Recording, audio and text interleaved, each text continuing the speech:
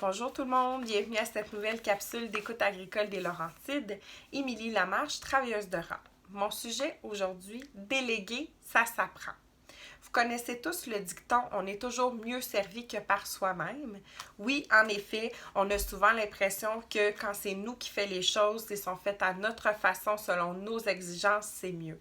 Mais parfois, on n'a pas le choix de déléguer.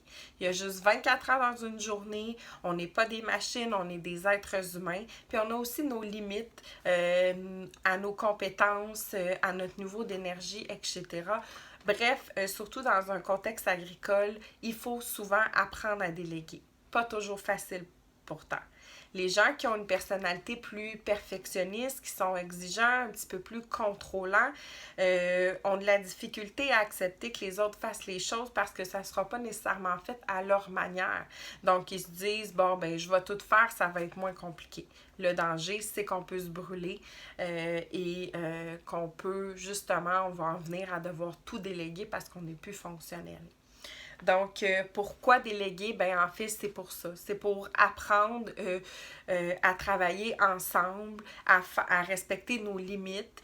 Surtout dans un contexte où on a des partenaires d'affaires, ben, c'est important que tout le monde y trouve son compte, que chacun connaisse sa place, ses responsabilités, puis que se sente impliqué dans l'entreprise, puis sente qu'il peut faire les choses à sa façon sans nécessairement être jugé. Qu'on a chacun nos champs d'expertise, qu'on se sépare les tâches, puis qu'on accepte que l'autre fasse sa partie à sa façon. Pas toujours facile. Donc, comment on fait pour déléguer? Bien, c'est important de nommer nos attentes. Puis déléguer, c'est pas juste donner des tâches à quelqu'un d'autre. En fait, c'est partager le travail d'équipe, c'est donner des responsabilités à l'autre, s'assurer qu'il comprend bien nos attentes, c'est de voir aussi, lui, ce sont quoi ses attentes. Donc, c'est un défi de communication. Puis, c'est pas non plus de déléguer les tâches qu'on n'a pas envie de faire. C'est, si on est dans un contexte de partenariat, bien que tout le monde ait une place importante puis aime ce qu'il fait. Aussi, parfois, ben, on n'aura pas le choix de se tourner vers des professionnels ou vers des employés pour faire certaines tâches parce qu'à un moment donné, que ce soit en vieillissant ou en haute saison ou peu importe le contexte, ben, c'est possible qu'on soit plus capable de tout faire nous-mêmes. Puis ça ne veut pas dire qu'on est faible, ça veut dire qu'on est humain. Puis il faut apprendre à bien s'entourer.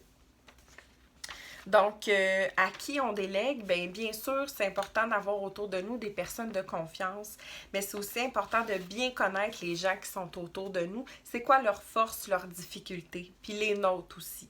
Donc, oui, il faut que la personne soit compétente pour faire la tâche, mais c'est aussi une question de personnalité. Si on ne s'entend pas bien du tout avec cette personne-là, ça peut être difficile. D'autant plus que ça devient un défi si c'est des partenaires, des gens de notre famille. Ben, il faut apprendre à vivre avec la personnalité de chacun. Puis aussi, il faut lâcher prise sur la façon de faire de la personne parce que c'est le résultat qui est important. Puis il faut aussi faire preuve d'ouverture d'esprit.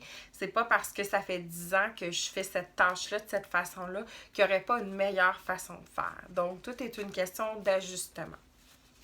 Pourquoi c'est si difficile de déléguer? Bien, souvent, les entrepreneurs, les producteurs agricoles, ce sont des gens très perfectionnistes et des workaholics. C'est une qualité, parce que quand on est entrepreneur, surtout quand on a une entreprise agricole, il faut que les choses soient bien faites, il faut y mettre du cœur au ventre, il faut être très, très travaillant, il faut être exigeant aussi si on veut que les résultats soient au rendez-vous.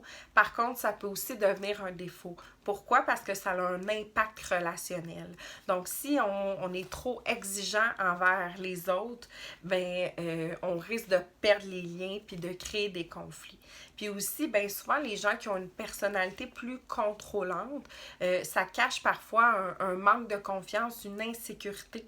Donc, je vous invite à réfléchir à votre façon d'entrer en contact avec les autres, de voir le partage du travail, comment déléguer, puis de voir vous, comment vous sentez, de regarder votre personnalité aussi. Parce qu'il y a une partie qui vous appartient là-dedans, puis en fait, si on veut faire confiance aux autres, il faut d'abord être capable de se faire confiance nous-mêmes. Donc, je vous invite à nous contacter si cette capsule vous interpelle puis que vous avez envie de changer votre façon de déléguer. Si aussi vous reconnaissez un partenaire avec qui vous travaillez, que vous sentez plus contrôlant, perfectionniste, que c'est difficile pour vous de prendre votre place, bien, ma collègue Anne et moi, on peut vous aider là-dedans. Puis aussi, on peut vous référer à des spécialistes qui peuvent venir là, sur la ferme pour vous aider aussi dans ces situations-là. Donc, je vous souhaite une belle journée. Merci.